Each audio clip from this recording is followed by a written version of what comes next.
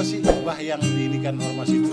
Karena kami ini kayak dilarang operasional, bahkan kemudian ada karyawan kita di sweeping. Ini benar atau gimana sih bah, sebenarnya?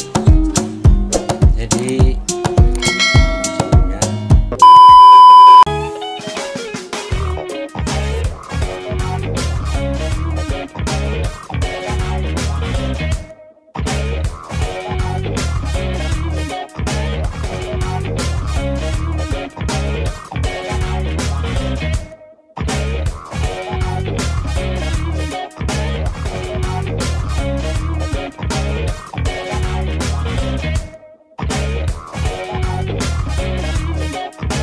Assalamualaikum warahmatullahi wabarakatuh. Waalaikumsalam warahmatullahi wabarakatuh. Jumpa lagi dengan podcast Buka Mata Indonesia. Pemirsa BMI News masih dalam seri diskusi atau bincang-bincang dengan organisasi masyarakat khususnya di Provinsi Banten. Hari ini kita kedatangan tamu yang luar biasa, Ketua Satria Banten, Abah Ohim. Apa kabar, Abah? Assalamualaikum. Waalaikumsalam. Alhamdulillah sehat walafiat. Alhamdulillah. Udah lama juga, Bah, nggak ketemu ya? Ya, Biasa nunggu durian waktu itu. Sehat, Bah, ya? sehat alhamdulillah. Oke, baik, Bah. Kita bincang-bincang saja, pemirsa. Beliau ini Ketua Umum, Bah, ya? Ya. Satria Banten yang kiprahnya luar biasa di Provinsi Banten. Kita juga bermitra dan alhamdulillah kerjasamanya baik. Terakhir kita menyerahkan rumah bersama-sama, Bah, ya. Betul. Iya, Bah, belakangan ini ya setelah pandemi terutama Betul. kita ini BMI ini kan sudah 21 tahun. Jadi baru pandemi kemarin sampai sekarang nih jadi kayak ada rame-rame gitu ya dengan ormas. Sebenarnya apa sih, Bah, yang diinikan ormas itu? Karena kami ini kayak dilarang operasional, bahkan kemudian ada karyawan kita di sweeping. Ini benar atau gimana sih, Bah, sebenarnya? Jadi mohon maaf sebelumnya. Pertama saya mengucapkan terima kasih atas terundangnya sekaligus langsung oleh Presiden Direktur BMI. Apa yang dipertanyakan terhambatnya para koperasi yang aktivitas di wilayah Banten khususnya Serang Pandeglang diawali dengan adanya insiden antara Pak Ustadz Muhyi, Ya. ya, masih keluarga kita juga, dengan beberapa oknum Ya. ya yang notabene-nya adalah kolektor ya, kolektor dari koperasi Benar-benar ya, koperasi ya. betul. Informasi yang kita dapat seperti itu, sampai terjadi beberapa hari ya, yang kemudian karena yang dilakukan oleh pelaku terhadap korban ini adalah seorang ustadz, diawali oleh para santri yang kemudian terlibat masyarakat juga dengan para ormas melakukan, sebetulnya belum sampai ke tingkat sweeping secara meluas. Hanya sweeping sekitar di mana tempat tinggal pelaku pada waktu itu. Yang kemudian alhamdulillahnya 2 hari setelah terjadi insiden, saya ditelepon oleh pihak kepolisian dari Polres Pandeglang, Polres Kota Serang, agar ikut menciptakan kondusivitas. Ya, setelah kita berkumpul di Polres Pandeglang, dengan 2 Kapolres, ada Kapolres Kota Serang dan Kapolres Pandeglang. Di situ juga ada beberapa tokoh ormas, tokoh agama, dan bahkan disaksikan langsung, dihadirkan langsung Mama Abuya Muhtadi duduk bersampingan dengan saya. Tiada lain, tujuannya adalah untuk menghentikan sweeping yang dilakukan oleh siapapun. Pada saat itu juga saya dipinta untuk statementnya, dan saya juga mengatakan bahwa ini adalah persoalan hukum. Negara kita adalah negara hukum.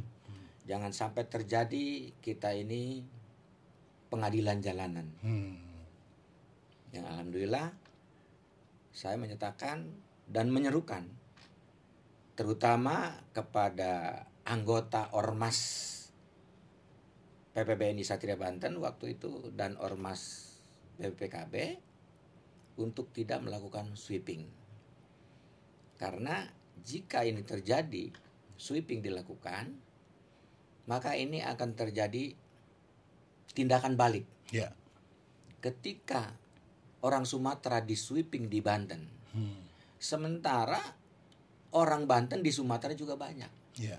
Bagaimana nasibnya kalau serupa dengan kita?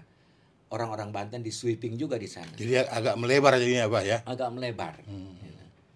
Yang alhamdulillah kita sepakati sejak statement Abuya, statement kami dari para ormas, keesokan harinya tidak ada lagi sweeping. Tetapi kegiatan-kegiatan koperasi dari sejak insiden itu sampai sekarang kelihatannya tidak berjalan. Tidak normal. Tidak normal. Ya. Ada unsur ketakutan, Ya. tim penagihnya, karena ada semacam ancaman juga. Ya. Sampai sekarang itu terhenti. Kira-kira seperti itu. Ya. Ya, itu yang terjadi. Kalau di BMI juga mengalami. Yang lain saya nggak tahu ya.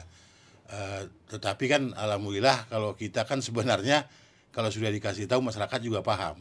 Karena bukan apa-apa, lumayan lah, adalah sedikit kiprah kita di lapangan gitu ya, karena memang koperasi seperti itu harusnya, Bah. Ada pemberdayaannya. Abah juga lihat kemarin ada warga Abah yang kita berdayakan nanam bawang bakung, bawang daun ya, bawang daun dan segala macam cabai di pagelaran, cabai-cabai itu ya.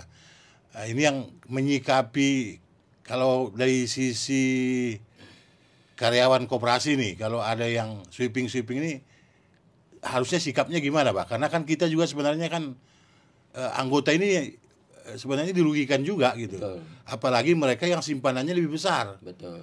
Nah, kalau kita bicara buka data nih, Pak, bisa dirugikan masyarakat sebenarnya. Betul.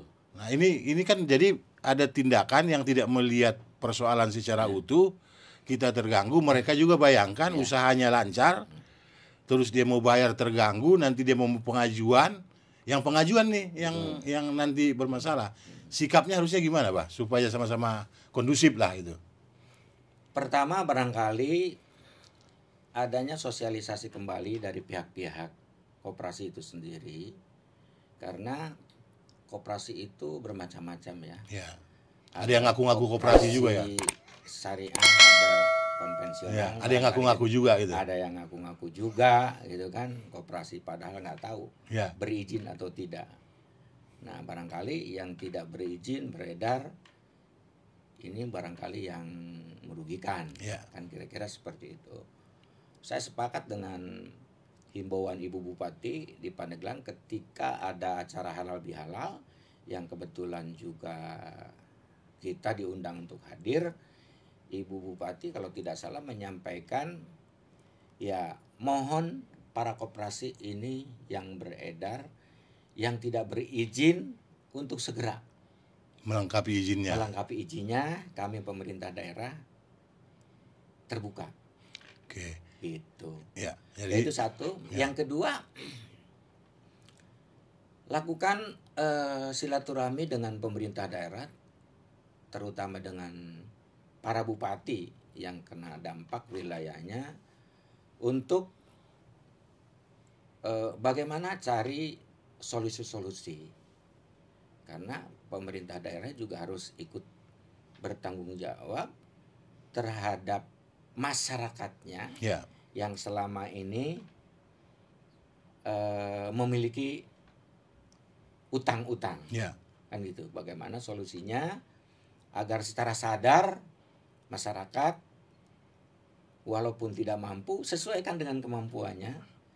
Yang penting semisal masyarakat yang punya utang dikenakan per bulannya misalkan 400. Ya kalau kemampuannya misalnya 100 atau 200, ini dikomunikasikan. Dan mohon maaf ya, pemerintah daerah juga harus ikut terlibat untuk mensosialisasikan persoalan ini. Karena mohon maaf, pemerintah daerah itu harus berterima kasih dengan adanya koperasi. Investor sebenarnya itu ya. Investor. Kenapa pemerintah harus berterima kasih? Karena hari ini mereka hanya bisa makan pagi, sore tidak. Dengan adanya pinjaman dari koperasi-koperasi itu, alhamdulillah paginya bisa makan, sorenya juga bisa makan dengan adanya pinjaman. Nah, persoalan bagaimana untuk mengembalikan, kan sudah ada akadnya. Nah, kalau tidak mampu untuk ditempuh sesuai dengan akad, tinggal kembali bicara baik-baik. Kami tidak mampu misalkan, toh yang saya tahu bahwa BMI itu ya tidak menekan harus 400.000 per bulan. Dan BMI saya tahu betul ya ada kebijakan-kebijakan seperti itu. Pemirsa BMI News, inilah fenomena sekarang yang terjadi di masyarakat. Ya, karena begitu banyak koperasi maupun lembaga keuangan pasca pandemi, pasca pandemi sekarang tuh satu desa itu kurang dari 10 lembaga. Maka masyarakat juga harusnya bijak ya, kalau memang tidak punya usaha jangan memaksakan diri untuk mengajukan pembiayaan, karena itu akan jadi masalah. Makanya di BMI anggota kita itu kita arahkan untuk memiliki usaha. Kalau ternyata kemudian terjadi ada yang nggak punya usaha, berarti dia udah bohong nih. Karena akadnya itu pasti jelas untuk usaha apa. Ya seperti yang tadi kita bicara itu ada bawang daun, ada cabai, itu memang kita dampingi. Nah, nanti hasilnya juga kita yang beli lagi gitu kan. Nah, ini pemirsa BMI News, fenomena yang terjadi sekarang termasuk pinjol ya, ini juga meresahkan semua. Kemudian muncul jadi ada pay-later ya, ada judi online gitu ya. Jadi bayangkan masyarakat itu sekarang terjebak, dia main judi kehabisan uang pinjol. Dia butuh barang tinggal pay later, semua masalah. Nah sekarang yang langsung di masyarakat ada pembiayaan, yang ada koperasi yang berizin, ada yang hanya ngaku koperasi. Nah bagaimana kita menyikapi ini? Tadi pesannya jelas ya, pemerintah juga harus melakukan edukasi kepada masyarakat, harus bijak di dalam mengakses pembiayaan ini sesuai dengan kemampuan, bukan kemauan. Nah, saya bergeser lagi ke topik lain, Mbak. Idealnya ya, seperti kalau BMI itu kan ada beberapa program sanitasi masjid, musola, pesantren. Ya bahkan di Baros itu ada pesantren yang kita bantu toiletnya, kamar mandinya, bahkan bangunannya di beberapa tempat lah di Banten ini gitu ya.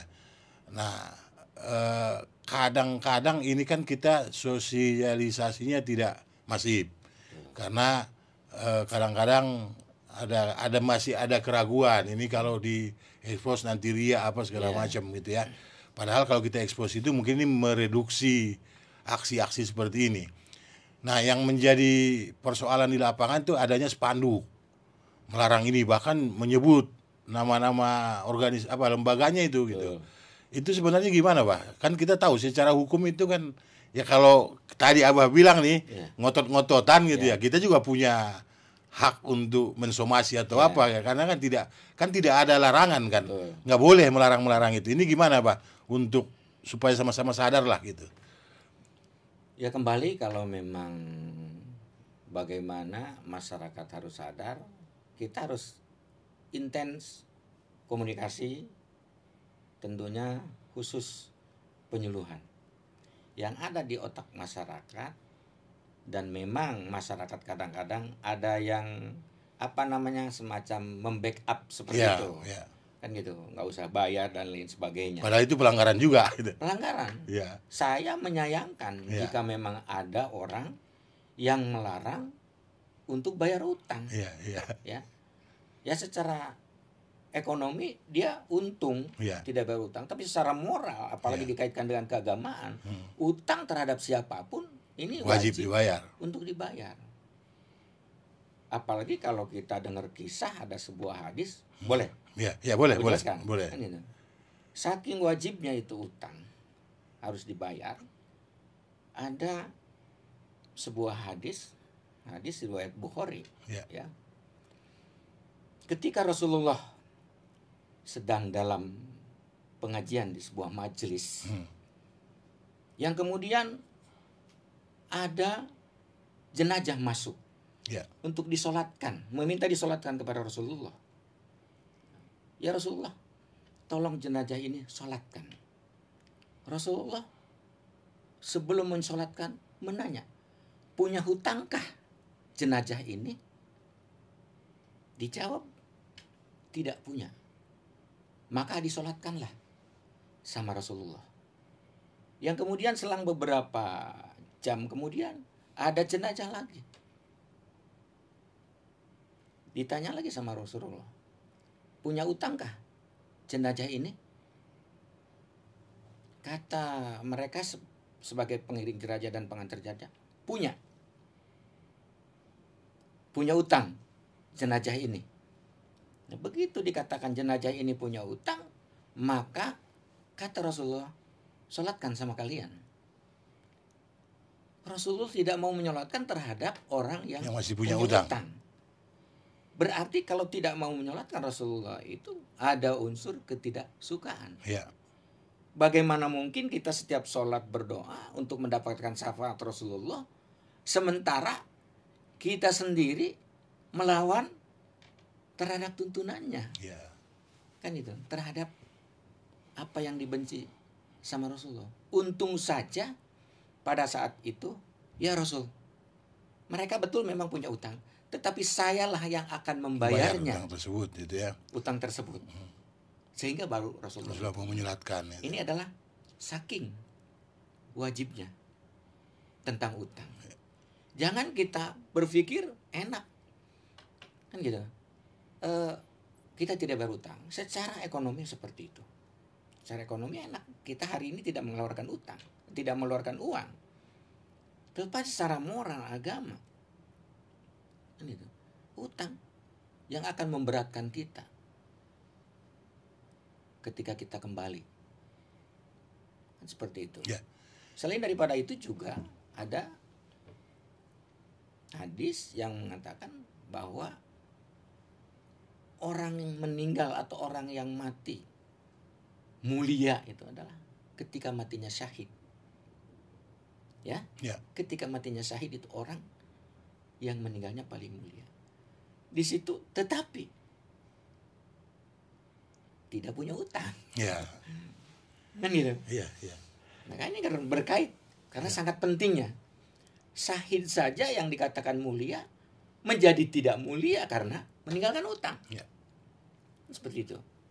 Jadi tentang keuntungan dunia harus sebanding dengan keuntungan akhirat. Kira-kira seperti itu. Terima kasih Pak. Jadi intinya ada banyak pertimbangan yang harusnya dipikirkan atau ditelaah oleh yang pengambil keputusan ya. Misalnya tadi anggota koperasi atau nasabah, karena kan tidak semua koperasi Pak ya. Ini tidak serta-merta juga dia minta di-backingi oleh ormas ya. Yang ormas juga kadang-kadang nggak ngerti persoalan, main backing aja gitu ya. harus dipikirkan paling tidak itu 3 hal. Hal yang pertama, secara ekonomi saja sudah pasti lembaganya dirugikan. Betul. Karena kan ini tidak ada pemaksaan. Betul. Ya, tidak ada pemaksaan, dan kalau ada masyarakat yang mengambil juga pasti secara sadar diambil. Nah, maka yang perlu dipertimbangkan kesadarannya itu jangan sampai dihambat untuk tidak bayar. Nah, persoalan tidak sanggup bayar nanti selesaikan baik-baik karena pasti ada jalan keluarnya. Nah, yang kemudian dari sisi yang kedua, lembaga keuangannya juga harus dipikirkan, ya kan, bagaimana masa depannya mereka, karena uangnya juga seperti BMI ini uang 243.000 orang, 243.000 orang, dan 25.000 itu di Pandeglang, Pak. 25.000 Ini kalau 25.000 ini protes, Ya. Uang saya nggak aman nih. Saya kan belum mau ngomong aja. Ya. Kami nggak bisa mau narik tabungan, nggak bisa. Orang kita nggak bisa ke lapangan, kan nggak boleh kita begitu. Jadi kita harus bijak di situ, Pak. Ini satu poin yang baru sampaikan ke Abah ini. Jadi itu yang kedua, yang ketiga yang paling utama sebenarnya, bahwa kita harus tahu ya, tadi ada hadisnya, ada riwayatnya, ya, saking pentingnya utang itu Rasulullah sendiri tidak mau mensolatkan jenazah yang masih kondisi punya utang. Ini kemarin di beberapa pertemuan itu ada ormas yang bilang jangan usah bawa-bawa ayat begitu, nggak usah bawa-bawa hadis. Ini kan kita cilaka. Kalau sudah dalam hidup nggak pakai sandaran agama, repot kita, nggak ada pegangan. Nggak ada pegangan. Agama adalah standar. Nggak ada, itu pegangan, tuntunan, ya kan. Kalau mau dilarikan ke situ nggak usah bawa hadis, nggak usah bawa dalil. Ya udah, kamu nggak usah kawin-kawin dengan melakukan syahadat. Silakan aja tidur bareng, gitu. Kalau nggak mau bawa agama. Nah itu kemarin kejadian tuh, jadi ada di Wonosalam, kalimatnya begitu. Ada beberapa ormas yang bicara seperti itu, sangat kita sayangkan. Ya, tidak bisa kita membuat kesimpulan sendiri karena semua kan ada aturannya. Kan kita tadi Abah bilang negara hukum, ya kan, seperti itu. Kita bergeser, Bah. Begini, di BMI ini, Bah, saya cerita sedikit ya. BMI ini kan tahun ke-21 di Pandeglang itu kita sejak 2016. Anggota kita ada 25.000 di sana. Nah, karyawan BMI 1.500, anggotanya secara keseluruhan kita baru Banten dan Jabar 243.000. Ya, dan setiap bulan itu kita karyawan itu bayar pajak penghasilan PPh 21. Itu jumlahnya besar. Terus pajak simpanan. Ya, jangan dikira anggota di BMI itu aset BMI itu sekarang 1,3 triliun. 1,3 triliun. 45% itu uang anggota, simpanan anggota, termasuk warga Pandeglang. Ini juga kan harus kita jaga karena koperasi yang benar itu, makanya kan nomenklaturnya koperasi simpan pinjam pembiayaan. Jadi punya simpanan supaya mandiri, jadi tidak pinjam terus. Maka BMI itu tidak senang kalau anggotanya pinjam terus, harus melatih nabung. Nah itu, kemudian juga tadi pajak simpanan juga ada 10% dari setiap kalau dia menerima bagi hasil di atas 240.000. Ada pajak badan tahunan kita juga. Kita punya yayasan ODGJ, orang dengan gangguan jiwa, yang kita gaji ustadznya, termasuk pasiennya juga kita berikan sembako dan segala macam. Punya 200 lebih duafa yang kita santuni sembako, 250.000 tiap bulan. Terus ada lagi kita punya 11 ambulan yang gratis bensin, 11 ambulan. Ini boleh siapapun yang make. Ada call centernya nanti ya, teleponnya. Itu ada 11 supir, bensin dan tol itu gratis. Kita yang nanggung. Ada beasiswa anak SD, SMP sampai SMA. Ratusan juga itu jumlahnya ya. Nah, dengan adanya sweeping, adanya larangan-larangan ini saya sesungguhnya khawatir, Pak. Betul. Khawatir saya, kewajiban kepada negara terganggu. Nah, ini yang ODGJ. Siapa nanti yang ngurus? Betul. Kalau berkeliaran di jalan kan bahaya, Pak. Yang lainnya juga lah, ambulan kita dan segala macam. Mohon arahannya, Pak, gimana ini? Ya, pertama saya mendengar cerita secara detail seperti ini sangat luar biasa, terharu, sangat luar biasa. Lagi-lagi saya ngomong kedua kali, mestinya pemerintah daerah berterima kasih dengan adanya koperasi. Yang benar ya. Khususnya BMI yang tadi sudah diceritakan. Ini nggak dipesan loh, pemirsa BMI nggak dipesan. Ini ketulusan Abah ini. Ya karena apa yang tadi disebutkan bahwa ada sekian ribu karyawan. 1.500 Pak. 1.500 karyawan yang setiap gajinya dipotong PPh. Iya, 95% orang Banten. 95% orang Banten. Ya. Berarti dari koperasi BMI ini udah memberikan kontribusi terhadap pemerintah daerah, mengurangi pengangguran masyarakat Banten. Iya. Ya, termasuk ya ada pajak, menekan tingkat pengangguran. Gitu. Pengangguran. Ada PPh 21, dan lain sebagainya. Ya. Saya sangat terharu jika memang para koperasi teorinya dengan prakteknya seperti ini maju ya, sangat maju. Dan jika memang ini terhambat, kan itu, ya, maka kontribusi akan terhambat juga. Betul. Pemerintah daerah, kerugian negara juga akan terjadi. Ya, karena nggak ada pendapatan pajak lagi. Nggak ada pendapatan pajak dari anggota. Ya, dari anggota penyimpan dan juga gaji karyawan. Gaji karyawan. Ya. Termasuk jam sostek. Ya, BPJS ya namanya sekarang. Nah, nggak bayar juga nanti. Mohon maaf. Ya. Kemarin juga kami sudah ketemu dengan salah satu koperasi atau namanya mungkin non bank ya, tapi semacam koperasi. Saya bertanya langsung, koperasi ini berapa uang yang beredar? Ya. Untuk cabang Serang saja, cabang Serang. meliputi Pandeglang mungkin itu. Ya. Uang yang beredar dari salah satu koperasi ini 982 miliar. Wow. Hampir 1 triliun. Ya, hampir 1 triliun kurang sedikit. Nah, dengan kejadian insiden kemarin, ya, ini udah mengalami kerugian 53 miliar. Lembaga tadi. Iya. Dan dia punya karyawan untuk cabang Serang 1.600. Yang setiap karyawan ada PPh 11%, informasi yang saya dapat. Dan ada pajak zakat atau apa namanya yang 2,5%. Pajak perusahaan, zakat perusahaan itu. Zakat ini perusahaan. Dilakukan setiap bulan. Distorkan ke Basnas itu. Distorkan ke Basnas.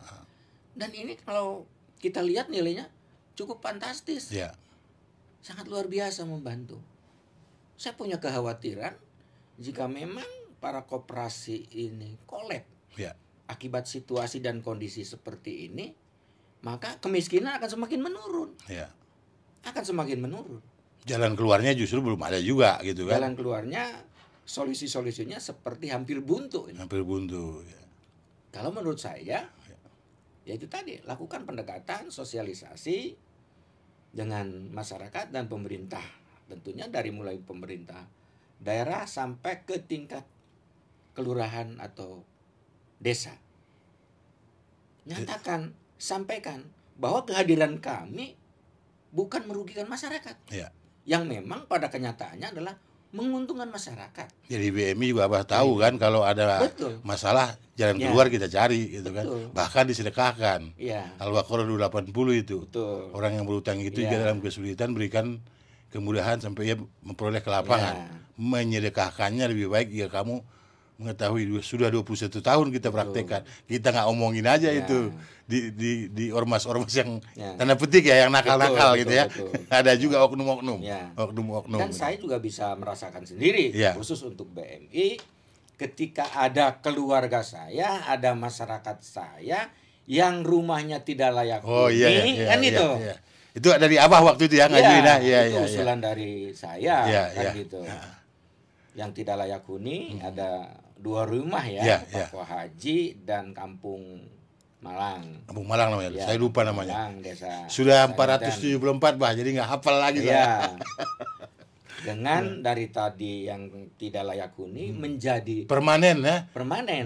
Full hebel. Itu dari sisi papan ya. Ya, papan. Dari sisi papan ya. Ya, betul. Bukan lagi dari sandang dan pangannya juga ada. Ya. Itu sandang dan pangannya ada. Nah, koperasi-koperasi semacam ini mesti respon pemerintah daerah untuk ikut membesarkan agar tertopang kebutuhan masyarakat dan terbantu sandang pangan dan papannya. Atau mungkin nanti gitu ada sebuah konklusi atau kesimpulan dari ormas dan masyarakat yang lain gitu ya. Ya harusnya koperasi-koperasi juga melakukan hal tersebut. Karena fungsi sosial itu harus sebagai kontribusi kepada masyarakat. Jadi tidak hanya ngambil keuntungan, tapi ada kan koperasi sejatinya begitu, dari anggota, oleh anggota, untuk anggota. Nah kalau dia tidak koperasi, udah pasti nggak begitu, ya kan? Ini satu hal lah. Makasih untuk itu. Nah terakhir nih